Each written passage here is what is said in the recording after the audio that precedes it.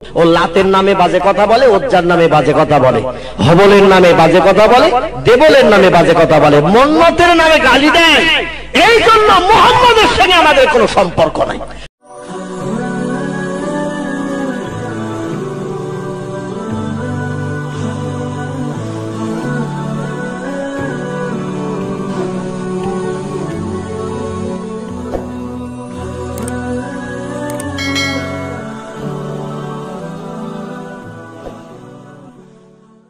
যতদিন যাচ্ছে ওর দলে লোক বেড়ে যাচ্ছে, আর দিন পার আসতে দিলে হবে না, রাত পোহাতে দিলে হবে না।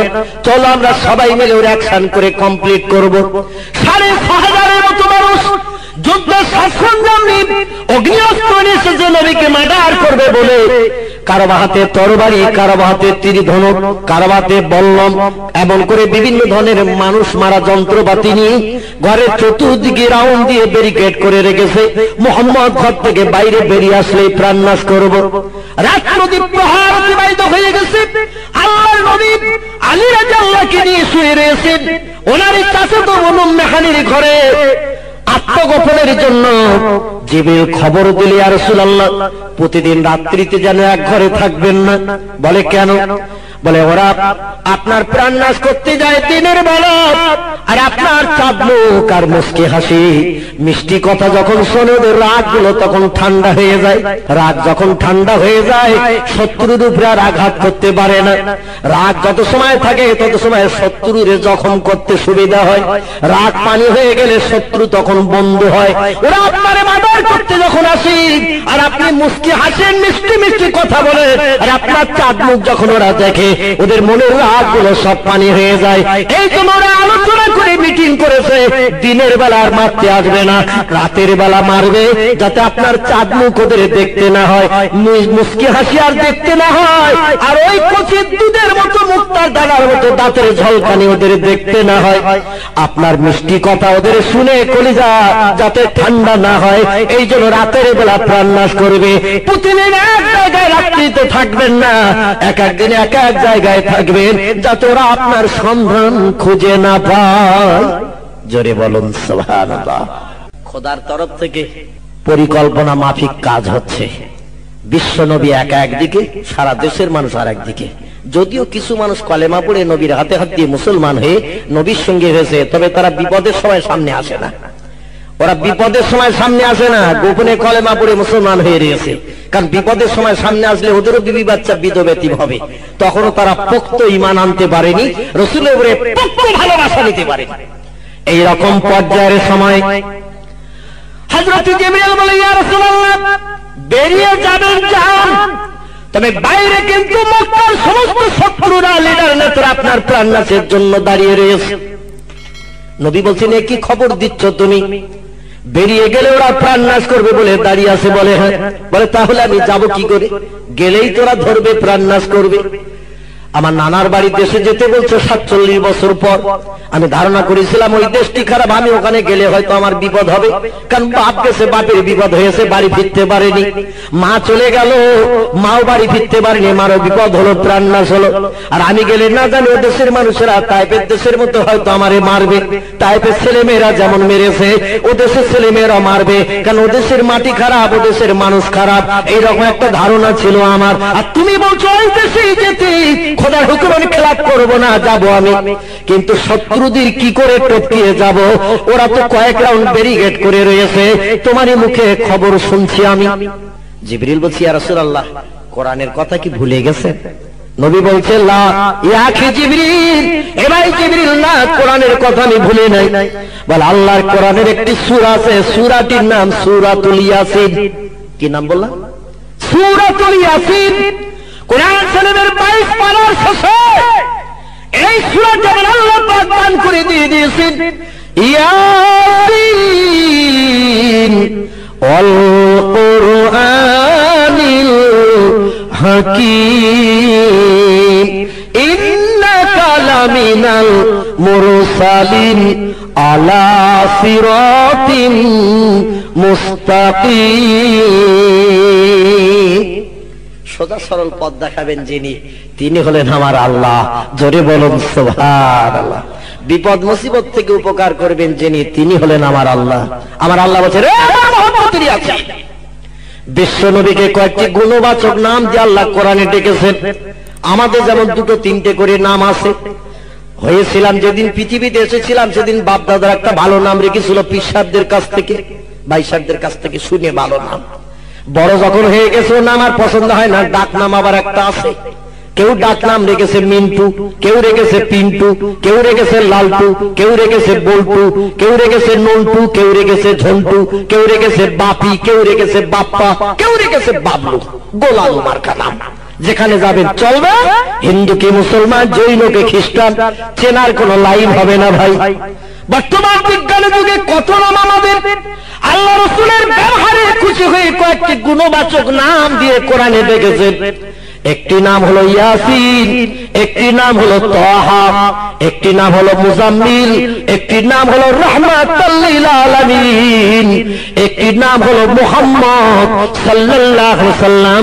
জোরে বলুন সুবহানাল্লাহ। রাসূলের আদর্শে ব্যবহারে চরিত্রে খুশি হয়ে আমার আল্লাহ পাক কয়েকটি গুণবাচক নাম দিয়ে ডেকেছেন। নাম দিয়ে ডাকলেন ইয়াসিন, রে আমার মহব্বতের ইয়াসিন, আপনি শুনে নিন এবং পৃথিবীর মানুষকে আপনার উম্মতকে জানিয়ে দিন। আল কুরআনিল হাকীম, আমার মহিমান্বিত আসমানি ভাষা, ওই লৌহ মাহফুজের কথা, আমার মিষ্টি মধুর বাণী কোরআন কি মহাবিজ্ঞান করে পৃথিবীর মানুষের কল্যাণের জন্য আমি তোমার উম্মতের জন্য পৃথিবীতে প্রেরণ করেছে, পাঠিয়েছে। আমার কোরআন হলো মহাবিজ্ঞান, বিজ্ঞানের ঠাকুর দাদার দাদা করে কোরআনকে পাঠিয়েছি। পৃথিবীর বিজ্ঞানীরা কিয়ামত পর্যন্ত আমার কোরআনের কাছে ভিক্ষুকের মতো হাত পেতে দাঁড়িয়ে থাকবে, আর আমার কোরআন নিত্য নতুন যন্ত্র বানানোর তত্ত্ব কিয়ামত পর্যন্ত দিতে থাকবে। আমার কোরআন কোনোদিন পূর্ণ হবে না। একটু জোরে বলুন সুবহানাল্লাহ। আর একটু জোরে বলা যাবে না সুবহানাল্লাহ? আমার কোরআন কোনোদিন পূর্ণ হবে না। আমি অন্য ধর্মগ্রন্থের মতো আমার কিতাবের নাম আমি একটা দিই নাই। আমার মহিমান্বিত আসমানি ভাষার অনেকগুলো নাম দিয়ে পাঠিয়েছি। মানুষ যাতে নামের মর্যাদার খাতিরে আমার ভাষাকে ব্যবহার করে, আমার বাণীকে পছন্দ করে। আমার আসমানি ভাষার একটি নাম দিয়েছি কোরআন শরীফ, একটি নাম দিয়েছি কোরআন মজিদ, একটি নাম দিয়েছি দোয়া, একটি নাম দিয়েছে শেফা, একটি নাম দিয়েছি জিকির, একটি নাম দিয়েছি ফুরকান। আমার কিতাবের অনেকগুলো নাম দিয়ে পাঠিয়েছি, কারণ মানুষের সকলের সমস্যা একরকম নয়। এক একজনের সমস্যা এক এক রকম দেখা দেবে, এক একজনের অভাব অনটন এক এক রকম হবে। এই জন্য আমি অনেকগুলো নাম দিয়ে পাঠিয়েছি। আমার এই নামের কোরআন বান্দাদের সব সমস্যার সমাধান নামের মাধ্যম দিয়ে উপকার করে দায়িত্ব পালন করবে। জোরে বলুন সুবহানাল্লাহ। একটি নাম হলো কোরআন শরীফ। কোরআন শরীফের বাংলা মানে যদি আপনাদের কাছে বলি, বোঝা চেপে যাবে কাল সকাল থেকে ঘাড়ে ভাই। শুধু বলি আমরা কোরআন শরীফ আমাদের ধর্মগ্রন্থ, কিন্তু শব্দটা হলো আরবি ভাষা। আমি যদি বাংলা মানে বলি না, কাল সকাল থেকে বোঝা সকলের ঘাড়ে চেপে যাবে। আর এত বড় বোঝা চাপবে, বিবি বাচ্চার মায়াও ভুলে দিয়ে পাগলিয়ে ছুটতে হবে। ও মুসলমান ভাইরা আমার, বলবো বাংলা মানেটা বলবো, কোরআন শরীফের বাংলা নামটা বলবো। এতদিন তো জানি আরবি নাম, এর বাংলা নামটা একটু শুনে যান। তবে পাগল হয়ে ছুটে বেড়াবেন কিনা তা আমার জানা নাই। আরবিতে কারা ইয়াকরাউ, কারার শব্দের অর্থ হলো তেলাওয়াত করো, পড়ো, পড়ো। আল্লাহ বললেন আলমারিতে আরেক চেষ্টা সামচেটে ন্যাকড়া দিয়ে বাইন্ডিং করে রাখার জন্য আমি পাঠাই নাই। যে নাম কোরআন দিয়ে পাঠিয়েছি, কোরআন শব্দের বাংলা অর্থ হলো পড়া, পড়া, পড়তে হবে, পড়তে হবে, পড়তে হবে। যত পড়বে তার মানে মতলব জানতে পারবে, আমার সঙ্গে বন্ধুত্ব গাঢ়তর হবে। বিপদে মুসিবতে মেম্বার আর প্রধানের কাছে গিয়ে হাত পাততে হবে না, কারো কাছে কাঁদতে হবে না। আমি আল্লাহ তোমাদের জন্য আনাপ যথেষ্ট হয়ে যাব। সব তত্ত্ব আমার কোরআনে দিয়ে দিয়েছে, এই জন্য নাম দিয়ে পড়া। একটু জোরে বলুন সুবহানাল্লাহ। শরীফ শব্দের অর্থ হলো পবিত্র, যার ভিতরে কোনো নাপাকি নাই। আল্লাহ খায় না, পেশাব করে না, পায়খানা করে না, ঘুমোয় না, খোদার রোগ বেমারি হয় না, পক্স হয় না, ডায়রিয়া হয় না, কলেরা হয় না, খোদার দেহ নাপাক হয় না। তিনি সব সময় পবিত্র থাকেন, তাই তার জবানিও পবিত্র। এই জন্য তাকে আরবি ভাষায় শরীফ বলা হয়েছে। জোরে বলুন সুবহানাল্লাহ। একটি নাম হলো কোরআন মজিদ। একটি নাম হলো কোরআন মজিদ। কোরআন শব্দের অর্থ হলো তেলাওয়াত করা, পড়া, আর মজিদ শব্দের অর্থ হলো নতুন নতুন।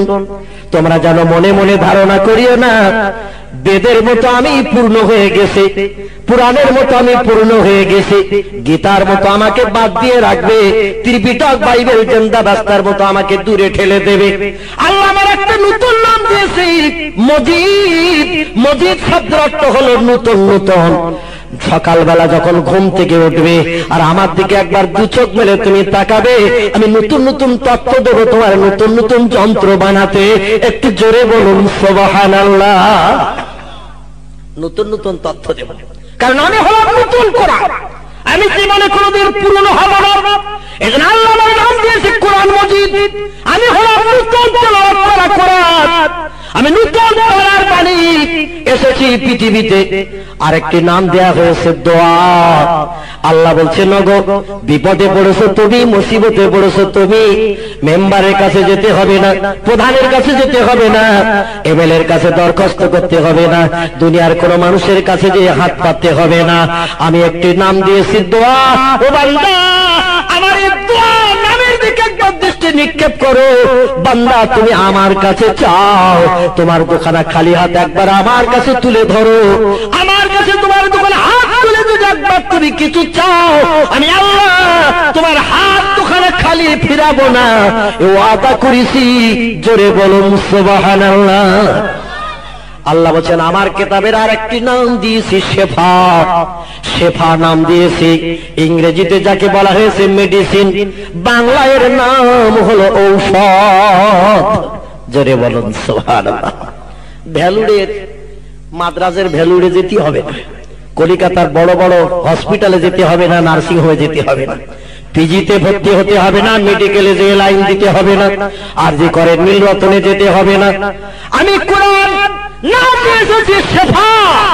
শেফা শব্দের বাংলা অর্থ হলো ঔষধ। ঔষধ তোমাদের যত রোগ বিমারি হোক না কেন, যত সুস্থতার মাঝখানে পড়ো না কেন, আল্লাহ সমস্ত রোগের ওষুধ আমার ভিতরে দিয়ে কুডাপ কমপ্লিট করে তোমাদের ঘরে পৌঁছে দিয়েছে। দুনিয়ার কোন ডাক্তারের কাছে যে কাটতে হবে না, হাজার হাজার টাকা খরচ করার জন্য জায়গা জমি বিক্রি করতে হবে না। আমি কোরআন তোমাদের জন্য এনাম। ওয়া নুনাজ্জিলু মিনাল কোরআনি মা হুয়া শিফাউ ওয়া রাহমাতুল লিল মুমিনিন। আছে তো কোরআনে নাকি? না আমার দাদি নানি বলেছে তাই বলছি, কোরআনে আছে তো নাকি? কোরআনে আছে। আমার আল্লাহ বলছেন ওয়া নুনাজ্জিলু মিনাল কোরআনি মা হুয়া শিফাউ ওয়া রাহমাতুল লিল মুমিনিন। পৃথিবীর মানুষেরা তোমরা শোনো, ওয়া নুনাজ্জিলু মিনাল কোরআন, আমার কোরআনকে পৃথিবীতে কি জন্য নাযিল করেছি, তোমাদের ঘরে ঘরে কি জন্য পাঠিয়ে দিয়েছি, তোমরা কি একবার রিসার্চ করেছো, গবেষণা করেছো, চোখ মেলে তাকিয়ে দেখেছো? শোনো, মা হুয়া শিফাউন, যত রোগে পীড়ে বেমারিতে তোমরা পতিত হবে সব রোগের ঔষধ আমি আমার কোরআনের ভিতরে কুডাপ কমপ্লিট করে দিয়ে তোমাদের ঘরে পৌঁছে দিয়েছি। ও রাহমাতুল লিল মুমিনিন, ঈমানদার খোদা বিশ্বাসী মুমিন যারা হবে, আমার রহমত আমার করুণা তারা পাবে। ওয়ালা ইয়াজিদুজ জালিমিনা ইল্লা খাসারা, আর আমার সঙ্গে যারা শত্রুতা করবে, দুশমনি করবে, আমাকে স্রষ্টা বলে মানবে না, আমার সঙ্গে বন্ধুত্ব তৈরি করবে না, আমি আল্লাহ তাদের জন্য আমার কোরআনে জানিয়েছি তারা আমার রহমত করুণা থেকে বঞ্চিত হবে। ওয়ালা ইয়াজিদুজ জালিমিনা ইল্লা খাসারা, তারা পৃথিবীতে ক্ষতিগ্রস্ত হবে, বেঈমানদের কবলে পড়বে, বেঈমানদের হাতে প্রাণ নাশ হবে, বেঈমানদের হাতে তাদের মান সম্মান ইজ্জত যাবে, আর আমার সঙ্গে যারা বন্ধুত্ব করবে আমার রহমত করুণা তারা পাবে। একটু জোরে বলা যাবে কে সুবহানাল্লাহ। মুসলমান ভাইরা আমার, আমরা এখন কোন দলে? সাদ্দাম হোসেনের দলে না অন্য কোন মুসলমানের দলে? বিশ্ব নবীকে নবীর দলে না আবু বকরের দলে? কাদের দলে আমরা? পৃথিবীতে দুজন মুসলমানের নাম আপাতত আমি আপনাদের কাছে বলতে পারি, ঈমানদার মুমিন মুসলমান হিসাবে দুজন মুসলমানকে আমি চিহ্নিত করতে পারি।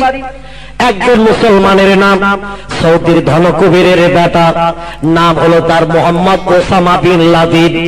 আর একজন মুসলমানের নাম আমি আপনাদের কাছে বলতে পারি, যিনি হলেন আফগানিস্তানের এক্স প্রেসিডেন্ট, নাম হলো তার মিস্টার মোল্লা ওমর। এই দুজন ইমানদার মুমিন হিসাবে বিশ্ব মুসলিমদের কাছে আজও চিহ্নিত হয়ে রয়েছে। এরা সাদ্দাম হোসেনের মতো মোটা গোপ শুধু মুখে রাখেনি, সাদ্দাম হোসেনের মতো মিলিটারি পোশাক নিয়ে মানুষকে ভয় দেখায়নি, সাদ্দাম হোসেনের মতো তাদের ছেলেদের নাম, মেয়েদের নাম, বিধর্মীদের নামের সঙ্গে মিলিয়ে রাখেনি। মিস্টার সাদ্দাম হোসেন যদিও তার নামটা শুধু মুসলিম নাম, আর তার তামাম জীবন ইতিহাসের দিকে দৃষ্টি নিক্ষেপ করলে দেখা যায় ইসলামের কোন কৃষ্টি কালচার নবীর আদর্শ তার ভিতরে নাই। লোকটি 1979 সালে রাজ সিংহাসনে যখন অধিষ্ঠিত হলে দীর্ঘ 24 বছরের মতো ইরাকে রাজ সিংহাসনে রাজত্ব চালালেন তিনি। 1979 থেকে 2003 সাল পর্যন্ত একটানা 24 বছর রাজত্ব চালালেন তিনি ইরাকে রাজ সিংহাসনে বসে। মাথায় জীবনে কোনদিন আমরা নবীর সুন্নত টুপি দেখতে পাইনি, মুখে তার দাড়ি ছিল না 24 বছরের রাজত্ব আমলে। তবে মান্যতে দাঁড়িয়ে একটা রেখেছিল, তার মাতৃভূমির টিকরিতের ইঁদুরের চালার ভিতরে যে দাঁড়িয়ে রেখেছিল সে আমেরিকার সৈন্যরা যাতে তাকে চিনতে না পারে। বেয়াদবি যেন আপনারা নেবেন না। যখন তার প্রয়োজন ছিল, দরকার ছিল মুখে দাঁড়িয়ে রাখার, ভারতের দিল্লির রাজ সিংহাসনে মুসলমানেরা রাজত্ব চালিয়েছে 750 বছর ধরে।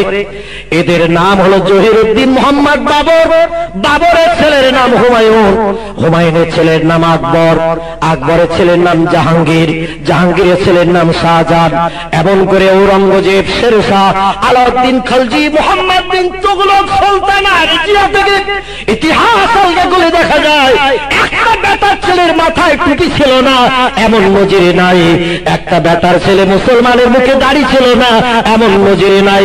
দিল্লির রাজ সিংহাসনে বসে রাজত্ব করেছে যখন 1 কোটি মুসলমান ভারতে তখন ছিল না, কিন্তু তারা নবীর সুন্নত পরিত্যাগ করেনি। মাথায় ছিল তাদের টুপি, টুপির উপরে ছিল নবীর সুন্নত পাগড়ি, মুখে ছিল তাদের লম্বা দাড়ি, গায়ে ছিল নবীর সুন্নত হাঁটুর নিচের লম্বা জামা। দিল্লির রাজ সিংহাসনে বসে বিধর্মীদের কাছে রাজত্ব করেছে, ওদের প্রেস্টিজ হামবার হয়নি, আত্মসম্মান যায়নি, আমার আল্লাহ তাদের ইজ্জত নষ্ট করেনি। একটু জোরে বলুন সুবহানাল্লাহ। আর যে মুসলমানদের দেশের রাষ্ট্র নেতা মিস্টার সাদ্দাম হোসেন, আমি তার শত্রু নই, কিন্তু আমার নবীর আদর্শের দিকে দৃষ্টি নিক্ষেপ করে গোটা কয়েক তথ্য না দিয়ে পাচ্ছি না ভাই। অনেকে তার পক্ষের লোক, আমিও তার পক্ষের লোক, কিন্তু মুসলমান কাকে বলে? এই মুসলমানের তো আল্লাহ রাসূল বলছেন মান সালামাল মুসলিমুনা মিন লিসানিহি ওয়া ইয়াদিহি, রাওয়াহু মুসলিম। হযরত ইমাম মুসলিম বিন হাজ্জাজ রাহমাতুল্লাহি আলাইহি, যিনি মুসলিম শরীফের লেখক, যে হাদিসের ভিতরে 9,500 এর মতো হাদিস লেখা রয়েছে। কোন বা বর্ণনাকারী বলেছে কোরআন শরীফের পরে মুসলিম শরীফের দাম সবথেকে বেশি, আবার কোন বা বর্ণনাকারী বলেছে কোরআন শরীফের পর সবথেকে বুখারী শরীফের দাম বেশি, আবার কোন বা বর্ণনাকারী বলেছে বুখারী এবং মুসলিম দুটোর দাম সমান। জোরে বলুন সুবহানাল্লাহ। বর্ণনাকারীরা বুখারী এবং মুসলিম শরীফের মর্যাদা দিয়েছেন। বুখারী শরীফের লেখকের নাম হযরত আবু আব্দুল্লাহ মুহাম্মদ ইবনে ইসমাঈল বুখারী রাহমাতুল্লাহি আলাইহি, যিনি 6,500 এর মতো হাদিস লিখেছেন। বুখারী শরীফ আমাদের কাছে উপঢৌকন দিয়ে গেছেন, যিনি 12 থেকে 14 লক্ষ হাদিসের হাফেজ ছিলেন। হাদিসগুলো ছাঁটাই করে বাছাই করে করে মাত্র 6,500 লিখে দিয়ে গেছেন। ইমাম মুসলিম বিন হাজ্জাজ রাহমাতুল্লাহি আলাইহি 10 থেকে 11 লক্ষের উপরে হাদিসের হাফেজ ছিলেন। হাদিসগুলো ছাঁটাই করে বাছাই করে করে 9,500 এর মতো লিখে দিয়ে গেছেন। ইমাম আবু ইসহাক তিরমিজি রাহমাতুল্লাহি আলাইহি 7,500 এর মতো হাদিস লিপিবদ্ধ করেছেন তিরমিজি শরীফ নামক হাদিসের কিতাবে। যিনি 7 থেকে 8 লক্ষের মতো হাদিসের হাফেজ ছিলেন, ছাঁটাই করে বাছাই করে করে 7,500 এর মতো লিখলেন। ইমাম আবু দাউদ রাহমাতুল্লাহি আলাইহি 8,000 এর মতো হাদিস লিপিবদ্ধ করলেন তার কিতাবে। তিনি 8 লক্ষের মতো হাদিসের হাফেজ ছিলেন, ছাঁটাই করে বাছাই করে করে মাত্র 8,000 এর মতো লিখে দিয়ে গেছেন। সব হাদিসগুলো যদি কিতাবে লিখে দিয়ে দিত ভাই, আমাদের আর একটা মনে হয় তোলা সম্ভব হতো না। ছাঁটাই করে বাছাই করে করে কিছু কিছু লিখেছে, তা আমাদের পক্ষে মেনে চলা সম্ভব। কথাটা ঠিক না বে ঠিক? সামান্য কিছু কিছু লিখেতেছেন, সবগুলো লিখেনি, লক্ষ লক্ষ হেফজ করেছিলেন, আর লিখেতেছেন অল্প কিছু। তাই আমরা মেনে চলতে পারি না। কত ঝামেলা, কত বিপদ। ইমাম মুসলিম বিন হাজ্জাজ বলছেন, মান সালামাল মুসলিমুনা মিন লিসানিহি ওয়া ইয়াদিহি, ওই লোকটাকে মুসলমান বলা যায়। আল্লাহ নবী বলেছেন, ওই লোকটি মুসলমান আমার উম্মত হিসাবে সাব্যস্ত হলো যার হাত এবং জবান পৃথিবীর কোনো মানুষকে কষ্ট না দেয়, ওই লোকটি হলো মুসলমান।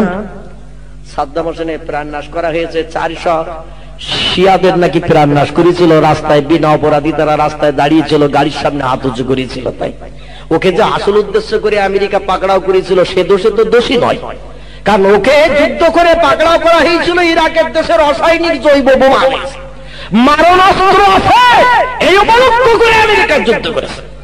ও জানতো ওর দেশে ও সব কিছু নাই, তবে ও বাড়িয়ে যাচ্ছে, উঁচু হয়ে যাচ্ছে, মাঝে মাঝে হুমকি দিচ্ছে, পৃথিবীকে ঠান্ডা করছে, মেজাজ গরম করছে। মুসলমানের ছেলে স্পেশাল ভিটামিন খায় রোজ রোজ, যার বাংলা নাম হলো গরুর গোশত। বুঝতে পেরেছ? মুসলমানদের প্রিয় খাবার।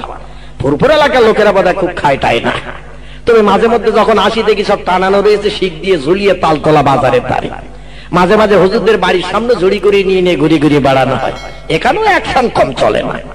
বেদের 8 নম্বর শ্লোকে বলা হয়েছে, মমাত্ম বক্তিতা দেব দকারন্তে প্রকৃতিত বৃষণং ভক্ষেত সদা বেদ শাস্ত্রে চয়স্মিত।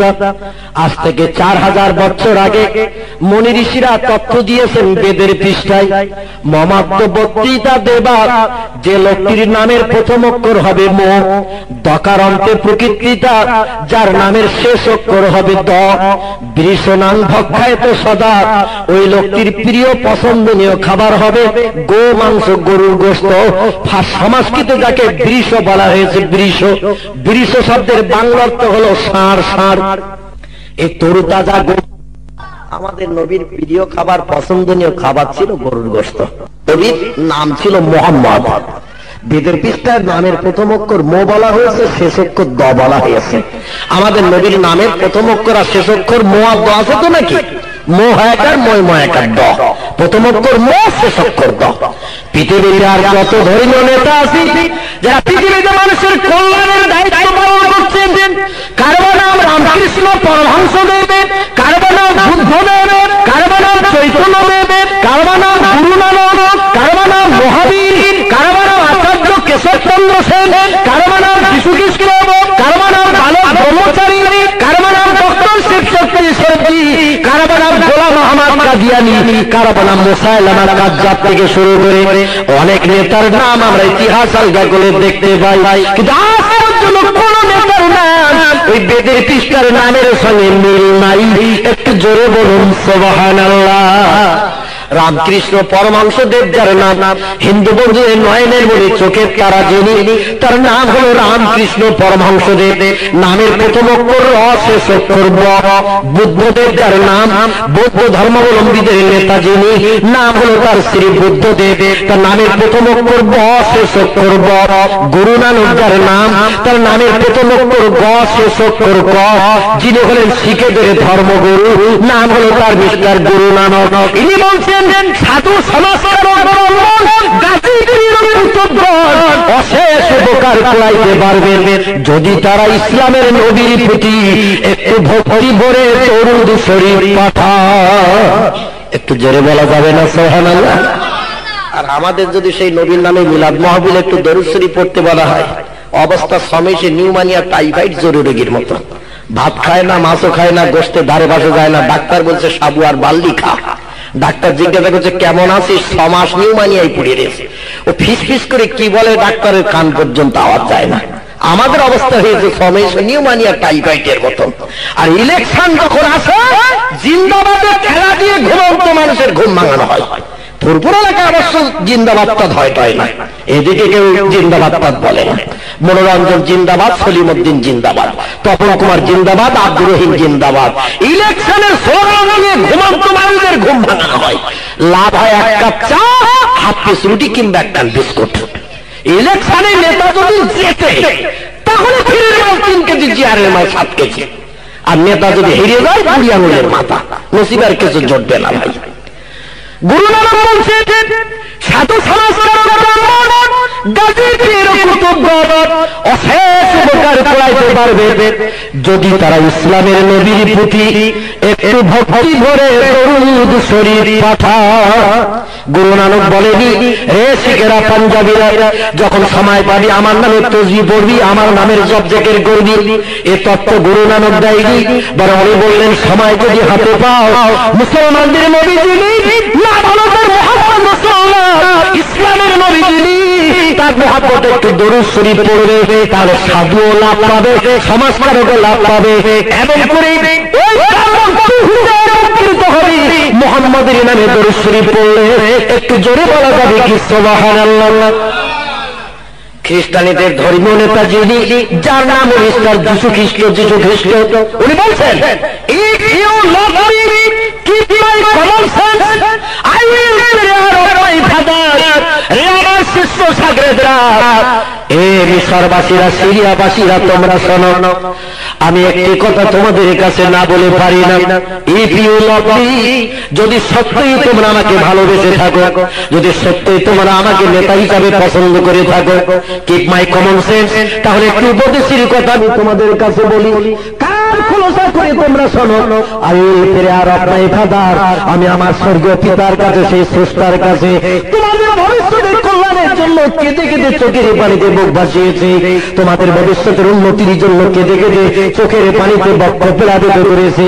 আমি স্রষ্টার কাছ থেকে তোমাদের কল্যাণের জন্য একটা তত্ত্ব ঐশী বানিয়ে দিয়েছে, সেটি হলো এই যে আমার পরে একজন মহামানব পৃথিবীতে আবির্ভূত হবে, আমার পরে একজন মহামানব পৃথিবীতে আসবেন, his name is Ahmad, his name is Muhammad. ওই লোকটির নাম হয় আহমদ কিংবা মুহাম্মদ, দুটি নামের একটা নাম নিয়ে পৃথিবীতে একজন মহামানব আমার পরে আসবেন। তবে আমার মনে বড় দুঃখ, মনে বড় ব্যথা, আমি যতদিন পৃথিবীতে থাকবো তিনি আসবেন না।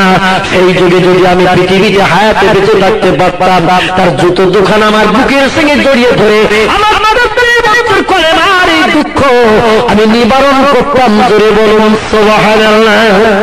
33 বছর সিরিয়ার দেশে, মিশর দেশে আমি দিনের দাওয়াত দিয়ে যে ঘাট প্রতিঘাত পেয়েছি, যে মার খেয়েছি, যারা যন্ত্রণা নির্যাতন অত্যাচার আমি খেয়েছি, তার দুটো দুখানা বুকের সঙ্গে জড়িয়ে ধরে আমার জীবনের সব দুঃখগুলো আমি নিবারণ করতাম। কারণ আমি 43 বছর ধরে মানুষকে মানুষ বানানোর জন্য নবী হয়ে কলেমার দাওয়াত দিলাম। আর আমার 33 বছরে কলেমার দাওয়াতি মাত্র 9টা মানুষ কলেমা পড়ে মুসলমান হয়েছে, আর বাকি সারা দেশের মানুষ আমার শত্রু, আমাকে নবী বলে মানে না, আমার আল্লাহর উপরে ঈমান আনলো না। একটু জোরে বলুন নাউজুবিল্লাহ। ঈসা আলাইহিস সালাম 33 বছর কলেমার দাওয়াত দিলেন, কলেমা পড়ে তাকে নবী হিসাবে মেনেছিল মাত্র 9 জন মানুষ। কজন বলে? 9 জন। সারা দেশের ভিতরে 9টা মানুষ মুসলমান হয়েছিল, ঈসাকে নবী বলে মেনেছিল, আর বাকি সারা দেশের মানুষ শত্রু হয়ে তার গালি দিত, তার সম্পর্কে বাজে বাজে মন্তব্য করত, মায়ের সম্পর্কে বাজে বাজে মন্তব্য করত, এমন করে তাকে জারজ বলতো, অবৈধ বলতো, হারামজাদা বলতো, নাউজুবিল্লাহ, বিভিন্ন ধরনের মন্তব্য করতে।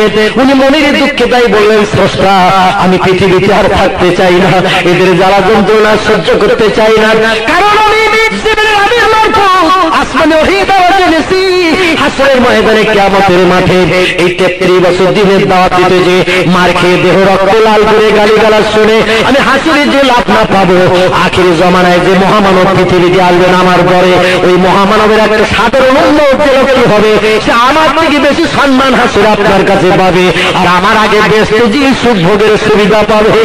একটু জোরে বলা যাবে না সুবহানাল্লাহ? আর একটু জোরে বলা যাবে না সুবহানাল্লাহ?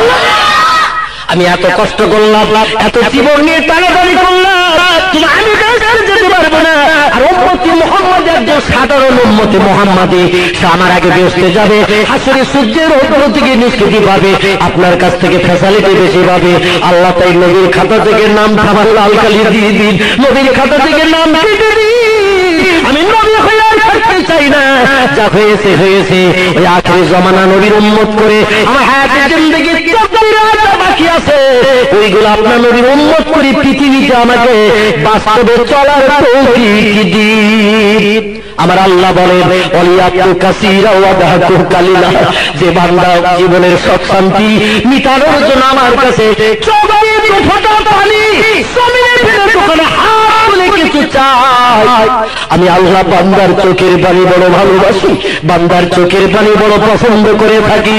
কারণ বান্দার চোখের পানি জমিনে পড়তে না পড়তে ওই বান্দার তো আমার দরবারে কবুল হয়ে যায়। আল্লাহ বলছেন পৃথিবীতে একটু কম কম হাসো, হাসো কম কাঁদো বেশি, অদাহাতু কালিলাও অলিয়াতু কাসীরা, একটু হাসো কম কাঁদো বেশি। পৃথিবী কিন্তু হাসির জায়গা নয়, এটা তোমাদের বাজারের জায়গা। আর বাজার করতে গেলে একটু কাঁদতে হবে বেশি, ঝঞ্ঝাতে বিপদে পড়তে হবে বেশি। আর দুনিয়া সেজনুল মুমিনে, ইমানদার মুমিন খোদা বিশ্বাসী যারা হবে, পরকালে কোটি কোটি বছর জান্নাতি সুখ যারা পেতে চাইবে, এদের জন্য পৃথিবীর জেলখানা শুরু হবে। সাদ্দাম হোসেন যেমন জেলখানায় ছিল কয়েক বছর ধরে, তিনি ছিলেন বিশাল সেই রাজকীয় মালিক, পৃথিবীর দেশের ভান্ডারের রাষ্ট্রনেতা ছিল। পৃথিবীর সব থেকে বৃহৎ তেল যে দেশে পাওয়া যায় সেই দেশটির নাম হল কুয়েতের দেশ। সাংবাদিকরা খবরের কাগজে এমন তথ্য পরিবেশন করেছে, কুয়েত হল পৃথিবীর 1 নম্বর তেলের ভান্ডার, সেটা হলো মুসলমানদের দেশ। 2 নম্বর তেলের ভান্ডার ওটা হলো ইরাক, সেটাও মুসলমানদের দেশ। একটু জোরে বলুন সুবহানাল্লাহ। ইরান তেলের ভান্ডারের দেশ, সেটা হলো মুসলমানদের দেশ। আমার আল্লাহ পাক মুসলমানদের জন্য মাটির তলায় শুধু পেট্রোলের ভান্ডার, ডিজেলের ভান্ডার দিয়ে দিয়েছে। ও ভান্ডারা মুয়াজ্জিনের আযান শুনবি, জামাতে 5 ওয়াক্ত শরীক হবে, রমজান মাসে রোজা রাখবে, আমার নবীর আদর্শ মেনে চলবি, তোদের চালবাস করতে হবে না, ভূত হতে হবে না, মাঠে পুরি গায়ের মতো লাল করতে হবে না, ঘরের বান্দায় বসে বসে তোরা আমার তাজা নেয়ামত গুলো পাবি। আমি আল্লাহ এই জন্য তোদের দেশের মাটির তলায় খনিজ সম্পদ দিয়ে ভরে রেখে দিয়ে দিয়েছি, তোদের চিন্তা করবো আমি, আমাকে একটু খুশি করবি। জোরে বলুন সুবহানাল্লাহ। আল্লাহ কোরআনে বলেছেন ইন্নাল্লাহা ইয়ারযুকু মান ইয়াশাউ বিগাইরি হিসাব।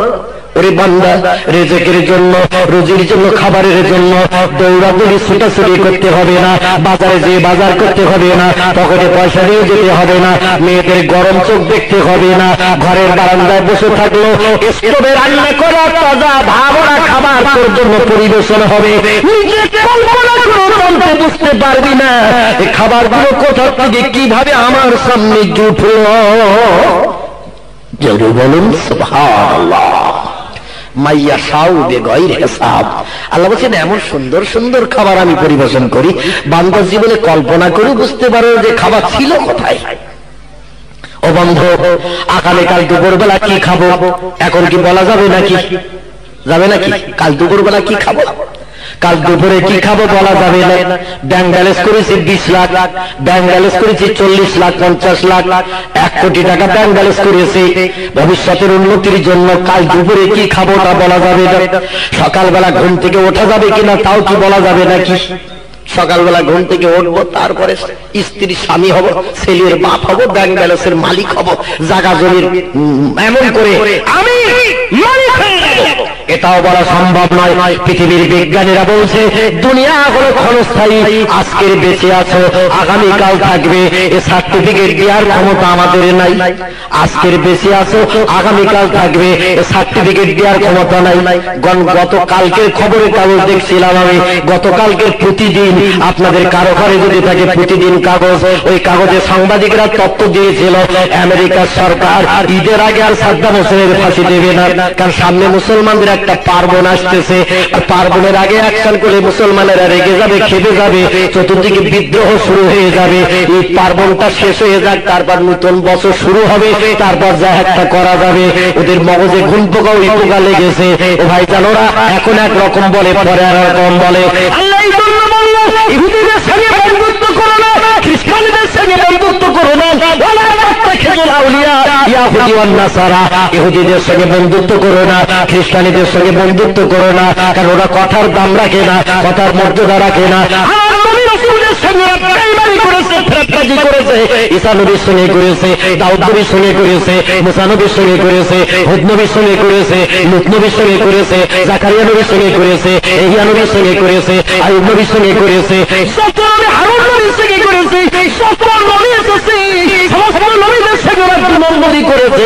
এখন এক কথা বলেছে, পরের সঙ্গে সঙ্গে কথাটা ঘুরিয়ে দিয়ে দিয়েছে। ওরা কথার দাম রাখেনি। উম্মতে মুহাম্মাদি আমার সম্পর্ক নেই, তোমাদের ব্রেন মগজ ধোলাই করে দিলাম। ইহুদিরা তোমাদের বন্ধু নয়, খ্রিস্টানরা তোমাদের বন্ধু নয়, ওরা হলো তোমাদের চরম শত্রু, ওরা তোমাদের চরম দুশমন। ওদের সঙ্গে জীবনে কোনোদিন যেন বন্ধুত্ব করতে যাবে না। একটু জোরে বলুন সুবহানাল্লাহ। আস্থার বাস্তব প্রমাণ দেখিয়ে দিল তারা। ওদের কথার কোনো দাম ওরা রাখে না। গতকালকের কাগজে তত্ত্ব দিল, ঈদের আগে প্রাণনাশ হবে না, যদি মারতে হয় তো ঈদের পরে মারব। নতুন বছর শুরু হবে ইংরেজি বছর 2007, তখন চিন্তা ভাবনা করা যাবে। 2007 আসতে এখন একদিন বাকি। আজকে সকালে হঠাৎ খবর পাওয়া গেল বেলা 8:40 সময় তার প্রাণনাশ করা হয়েছে। কথাটা ঠিক তো নাকি? ও মুসলমান ভাইরা, ওরা যে কথার দাম রাখে না, মুসা নবীর সঙ্গে রাখেনি, হারুনের সঙ্গে রাখেনি, হযরত দাউদের সঙ্গে রাখেনি, সুলাইমানের সঙ্গে রাখেনি, হুদের সঙ্গে রাখেনি, লূতের সঙ্গে রাখেনি, সালেহ নবীর সঙ্গে রাখেনি, জাকারিয়ার সঙ্গে রাখেনি, ইহ্যার সঙ্গে রাখেনি, ঈসা নবীর সঙ্গে রাখেনি। আমার নবী মুহাম্মদ রাসূলুল্লাহ কোরআন নবী বলে মানেনি। তা যদি মানত, কলেমা পড়ে মুসলমান হতো, পূর্ণ তৌরাতের নিয়ম নীতি মানত না, পূর্ণ ইনজিলের নিয়ম নীতি মানার চিন্তা ভাবনা করতো না। ওই ঈসা নিজেই বলে গেল, if you love me keep my common sense. Joy, আমি একটা সুন্দর উপদেশের কথা তোমাদের কাছে বলে যাচ্ছি, সেটি হলো এই যে আমার দ্বারা তোমরা ভবিষ্যতে উপকৃত হতে পারবে না। আমার পর একজন মহামানব পৃথিবীতে আসছে, যার নাম আহমদ কিংবা মোহাম্মদ, দুটি নামের একটা নাম হবে। ওই নামের ব্যক্তিকে যদি তোমরা পেয়ে যাও, তার নেতৃত্ব জীবনে গ্রহণ করবে।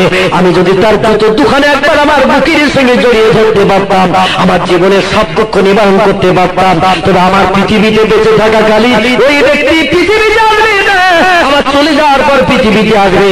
এই জন্য মনের দুঃখ মনে নিয়ে আমাকে চলে যেতে হচ্ছে মাহবুদের কাছে। আল্লাহ পাক তাকে আসমানে উঠিয়ে রেখে দিয়েছে। পৃথিবীর শেষ লগ্নে তাকে আবার ছাদের উপরে নামানো হবে। আর ইহুদি খ্রিস্টানীদের সঙ্গে মোকাবেলা করে হযরত ঈসা সাল্লামকে দিয়ে, ইমাম মাহদীকে দিয়ে আমার আল্লাহর সম্মানকে ধূলিসাৎ করে দিয়ে দেবেন। ইতিহাসে হাদিসে কথা লেখা হয়েছে। একটু জোরে বলুন সুবহানাল্লাহ। ওই হিন্দুরা খ্রিস্টানীরা মুসলমানদের মহাতেলের ভান্ডার গুলো দখল করার পরিকল্পনা নিয়েছে। ইরান এখন ওদের বন্ধু দেশ হয়েছে, তবে খুব বেশি দিন বন্ধু দেশ থাকবে না। এই ইরান একদিন শত্রু হয়ে যাবে। ইরান সরকারের রাষ্ট্র সিংহাসন ওরা একদিন কেড়ে নিতে ভুল করবে না, কারণ ওদের দেশে তেলের ভান্ডার রয়েছে, মাটির নিচের খনিজ সম্পদ ওরা এক হেঁটে করে নেওয়ার পরিকল্পনা করছি। কারণ এরা তেল বিক্রি করে করে ভবিষ্যৎ বিরোধী ওদের দেশের জনগণের উন্নতি সাধন করতে চায়। এমন একটা পর্যায়ে চলে যাবে আমাদের দেশ ওদের কাছে নরমাল লোয়ার কোয়ালিটি হয়ে যাবে। আমাদের দেশের উন্নতি থেকে ওদের দেশের উন্নতি বেশি হবে। ওরা সেদিন আমাদের আর দাম দেবে না।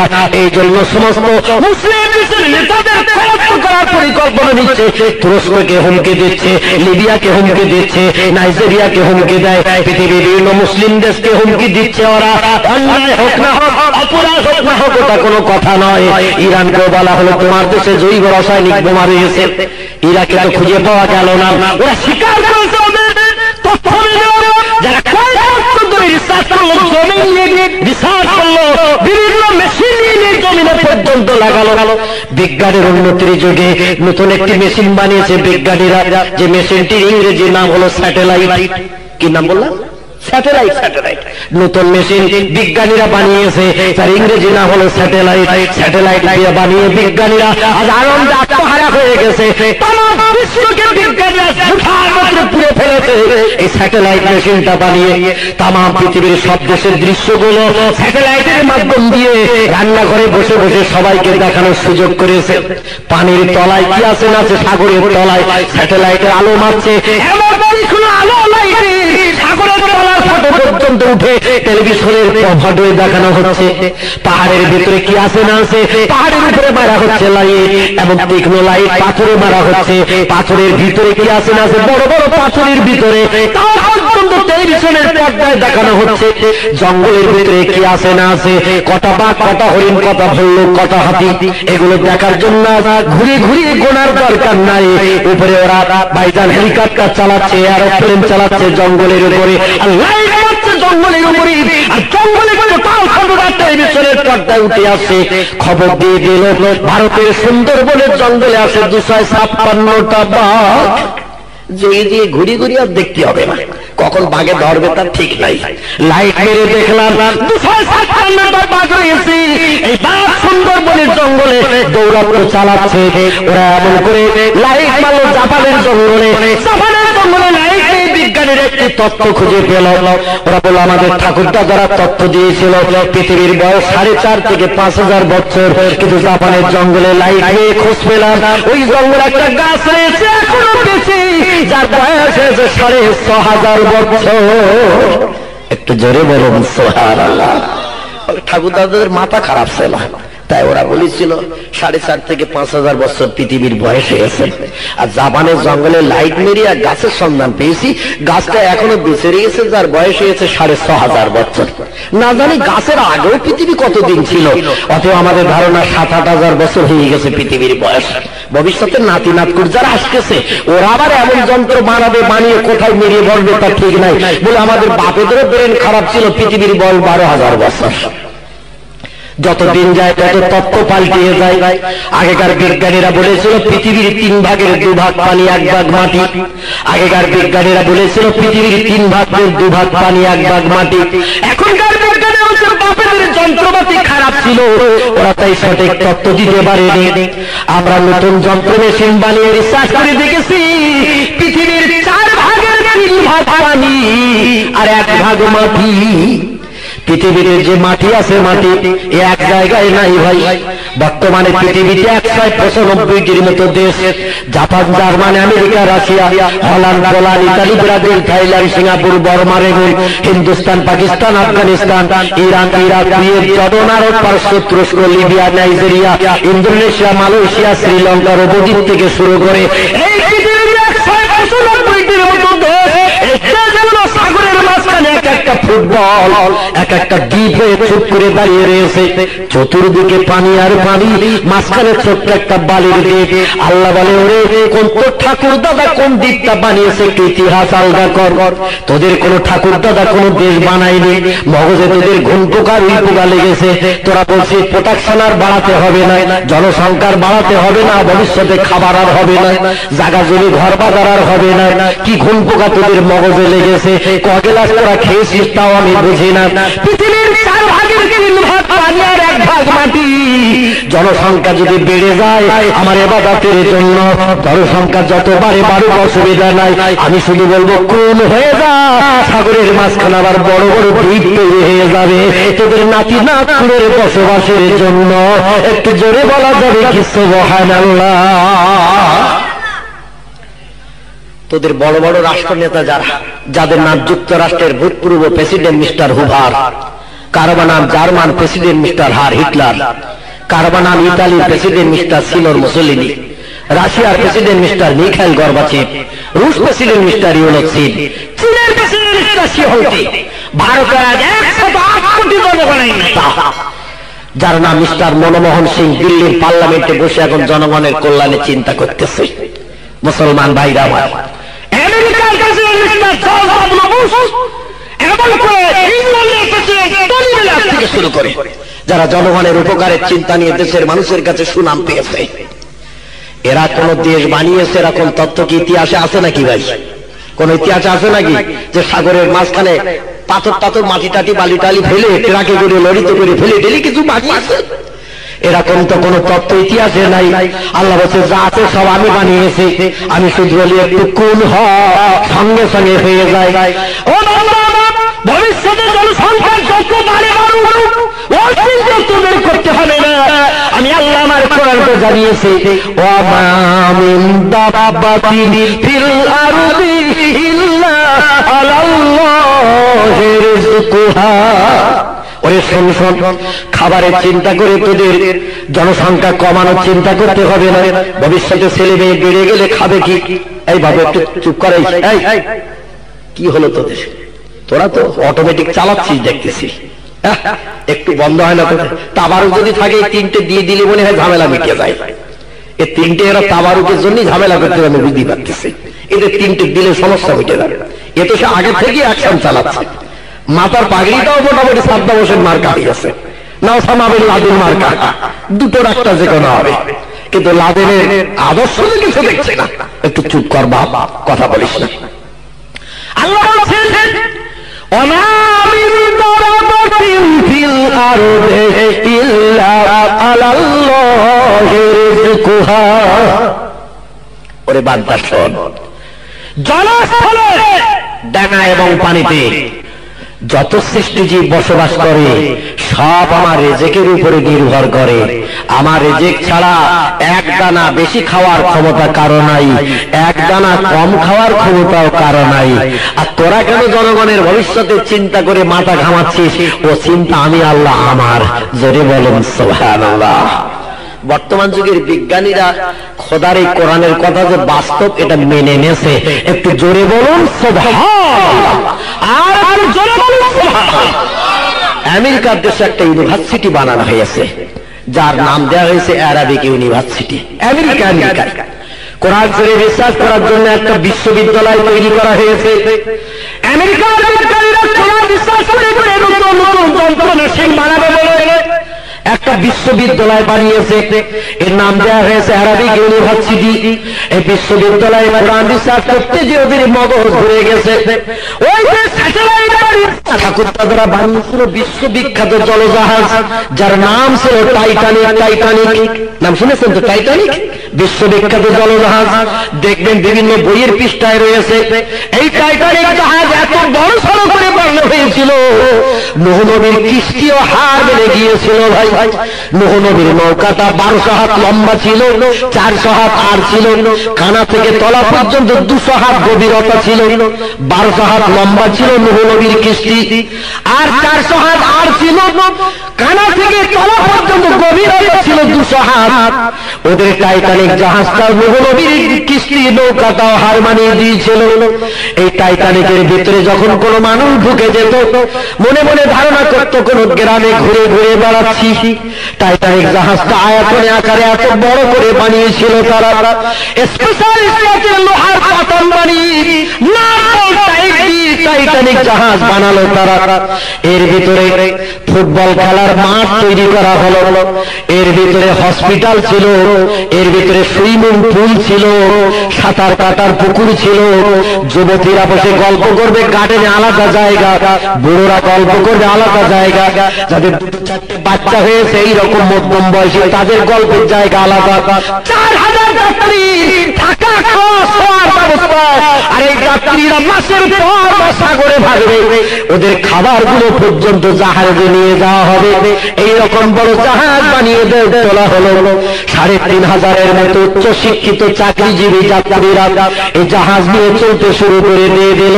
আমার আল্লাহ অ্যাকশন করে দিয়ে দিল, বড়দের ইচ্ছায় ধাক্কা মেরে আটলান্টিক মহাসাগরের তলায় শরীরে সমাধি করে দিয়েছিল। জোরে বলুন সুবহানাল্লাহ। বিজ্ঞানীরা স্যাটেলাইট মেরেছে, টাইটানিক জাহাজের ফটো উঠে এসেছে। ওই তো ঠাকুর দাদাদের মাল চুপ করে রয়েছে, দেখছি সাগরের তলায়। তুলতে হবে মাল, এখন ফাটাটা জোড়া লাগাবো, নতুন করে আবার চালাবো। ভাইজান 50 থেকে 60 কিলোমিটার বেগে ঘন্টায় সাগরের পক্ষ চিরে চলেছিল এই জাহাজ। এমন ইঞ্জিন ফিট করেছিল তাতে উচ্চ শিক্ষিত 3500 চাকরিজীবীরা এদেশ থেকে সে দেশে যাবে পরিকল্পনা নিয়ে উঠেছিল। রাত 12টার সময় আমার আল্লাহ বলল, রে অহংকার করেছিস, তোরা গর্ব করেছিস, তোদের অহংকার গর্বকে ধূলিসাৎ করে দেব। ইন্নাল্লাহ আলা কুল্লি শাইইন কদির। আমি আল্লাহ, আমার শক্তি হলো সকলের উপরে, আমার সঙ্গে আল্লাহ কেউ দিতে পারেনি, অতীতে ভবিষ্যতেও পারবে না। তোরা তো সার্পকার হুকুম, তোদের একটু দেখিয়ে দেবো। জোরে বলুন সুবহানাল্লাহ। ওরা বলেছিল দ্বীপে যদি টাইটানিক ধাক্কা মারে দ্বীপ ধূলিসাৎ হয়ে যাবে, আমাদের জাহাজের কিছু হবে না। কিনারায় যে পাথরে যদি ধাক্কা মারে জাহাজ, এমন স্পেশালিস্ট পাথরের লোহার পাতন দিয়ে বানিয়েছি, পাথরগুলো গুঁড়ো হয়ে ধুলো হয়ে যাবে, জাহাজের কিছু হবে না। আল্লাহ বলে, একবার নিয়ে আয়, ব্যবস্থা করে দিচ্ছি। জোরে বলুন সুবহানাল্লাহ। 3500 যাত্রী নিয়ে ভাইজান ওদের নিশ্চিন্ত মনার খবর দিয়ে দিল, কোনো চিন্তা নাই, এসো আমরা এদেশ থেকে সে দেশে যাব, বিদেশ পাড়ি দিয়ে বিদেশের অনেক কিছু দেখাবো। উচ্চ শিক্ষিত চাকরিজীবীরা সোনা দানা টাকা পয়সা নিয়ে বিবি বাচ্চা নিয়ে জাহাজের যাত্রী সেজে গেল। কয়েকদিন চলার পর আটলান্টিক মহাসাগরে চলে গেল রাত 12টার সময়। আল্লাহ একটু পানিকে ডেকে বললেন, পানি আমি যখন কিছু করি বড় বড় কিছু দিয়ে করি না, গুঁড়ো গুঁড়ো দিয়ে কাজ করি, যাতে বান্দারা কোনোদিন আর ভুল না করে। জোরে বলুন সুবহানাল্লাহ। আমি দুনিয়ার খোদা নমরুদের অ্যাকশন করেছিলাম মশা দিয়ে, পৃথিবীতে অ্যাকশন করে দেখিয়ে দিয়েছিলাম। এমন করে সারফাকার হুকুম দিয়ে অ্যাকশন করে মুসলমানের ইজ্জত রক্ষা করেছিলাম। এই পৃথিবীতে বড় বড় সৃষ্টি জীব দিয়ে আমি অ্যাকশন করে দিই, কারণ ওরা হয়তো ভুল করে বলবে খোদা বড় জীব দিয়েছিল তাই পারিনি, তাই গুঁড়ো গুঁড়ো দিয়ে অ্যাকশন করেছে। মুসলমান ভাইরা আমার, ক্ষুদ্র বুড়ো মশা 1,25,000-এর মতো সৈন্য বাবেলের মাঠে ধূলিসাৎ করে দিয়েছিল, দুটো কারণ আগে ঢুকে দিই, একটা এদের জন্য এনাফ ছিল। জোরে বলুন সুবহানাল্লাহ। একটা করে সদর দরজা দিয়ে ঢুকেছে, মগজে দিয়ে ইনজেকশন শুরু করে দিয়েছে, মশার ইনজেকশন। সেই মশার নাতি নাতনিরা এখনো আছে পৃথিবীতে, তো বড় শুধু ট্যানিংটা ভুলে গেছে। এখন আমাদের কানের পাশে, চোখের পাশে, মাথার পাশে ঘুরে বেড়ায়, তবে সদর দরজা আলগা থাকে তো খুঁজে পায় না। খোদা ট্যানিংটা ভুলে গেছে ভাই। নাক দিয়ে যদি একবার ঢুকতো ভাই মগজে, আর ইনজেকশন যদি নমরুদের সৈন্যদের মতো চালাতো, হসপিটাল পর্যন্ত যাওয়ার আর সময় দিত না। নমরুদের সৈন্যরা কেউ আর বাড়ি পর্যন্ত ফিরতে পারেনি।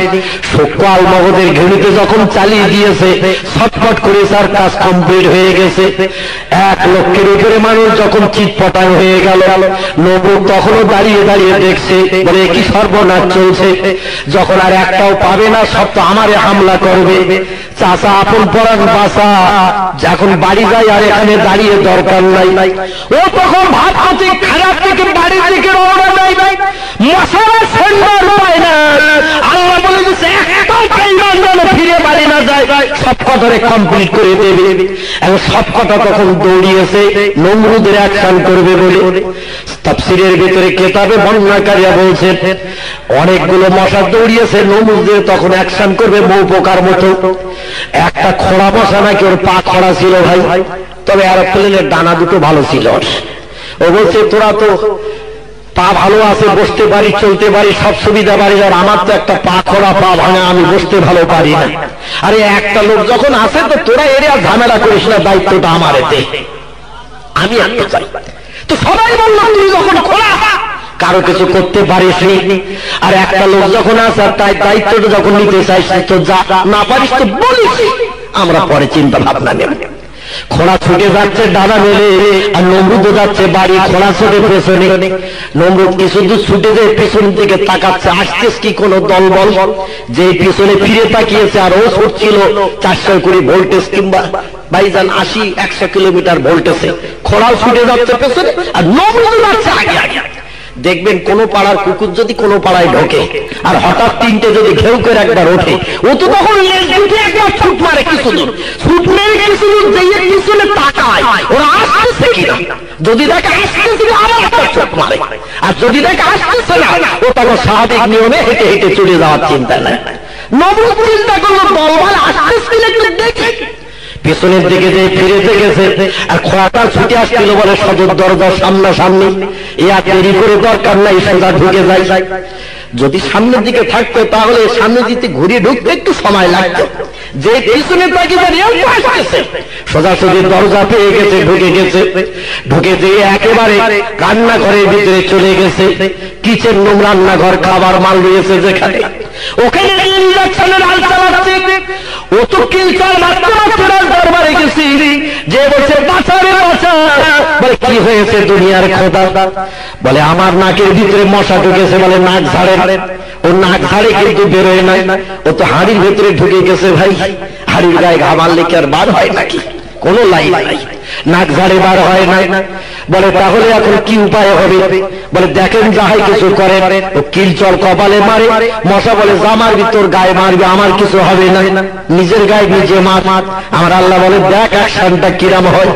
নিজের কপালে কিলচর মারে, ওরই লাগে মশা চামড়ার তলায় হাড়, হাড়ের ভিতরে মগজ সেকেন্ডে বসে ইনজেকশন চালাচ্ছে, ওর তো কিছু হয় না। এবার দেখা গেল কি জানেন? বলে কিলচরে তো কাজ হয় না, পাইছিল কাঠের খড়মের জুতো, লম্বা জুতো তুই এবার গরম গাড়াম চালানো শুরু করেছে। আমার আল্লাহ বলে মশা একটা না কত তাপ চালাবে, একটু রেস্ট নিয়ে হাফ টাইম কর। যেই জুতো মারা বন্ধ করবে আবার অ্যাকশন শুরু করে দিবি। আর যে জুতো মারবে তখন আবার একটু হাফ টাইম করবি। ও জুতো মারা যে বন্ধ করে মশা আবার কামড় শুরু করে, ইনজেকশন দেয়। আবার যে জুতো মারা মশা এইভাবে জুতো মারতে মাত্র হাতে ব্যথা হয়ে গেছে, হাত ফুলে গেছে। কতবার আর জুতো মারবে? রাত দিন 24 ঘন্টা। চাকর চাকরানিকে বললো তোরা এবার পালা করে করে জুতো মার 8 ঘন্টা, 3 জনে একদিন। এইভাবে কতদিন বাঁচতে হবে তার তো ঠিক নেই। এই জন্য 3 জনে করে একদিন করে জুতো মার 24 ঘন্টা। ওরা এবার পালা করে করে জুতো মারে বাদশার মাথায়। বলে আমার তো হাত আর চলতেছে না, ফুলে গেছে সব মাপ করা। খোদা বলে তুই না খোদা ছিল, একবার দেখ। আর চাকর চাকরাইরা জুতো মারতেছে তোর মাথায়, এর চেয়ে চরম অপমান পৃথিবীতে আর কিছু হয় কিনা। ও বলে এবার একটু স্বস্তি পাচ্ছি, মার জুতো মার, ঠুক ঠুক করে মার। ওরা দুদিন পর জুতো মেরে মেরে বলে আগে তো খাচ্ছিলাম আর ঘুমাচ্ছিলাম, বাদশাহ দরবারে বেশ ভালোই ছিলাম, মাস গেলে মাইনে পাচ্ছিলাম। আর একই চাকরি জুটেছে আমাদের, 8 ঘন্টা করে জুতো মারতে হবে। এ তো মেনে নেওয়া যায় না, এ তো পছন্দ করা যায় না। জুতো মারার হাত থেকে সবাইকে বাঁচতে হবে, কি করে কি করা যায়? ওরা মিটিং করে বলল আমাদের দলের ভিতরে যা শক্তি ক্ষমতা সব থেকে বেশি, ওই দিয়ে কাজটা আদায় করতে হবে। ওই পালা যখন আসবে ওরে বলে দেবো 2-4 ঘন্টা আস্তে আস্তে মারবি। আর বাচ্চা যে একটু ঘুমানো ভাব নেবে দুনিয়ার খোদা।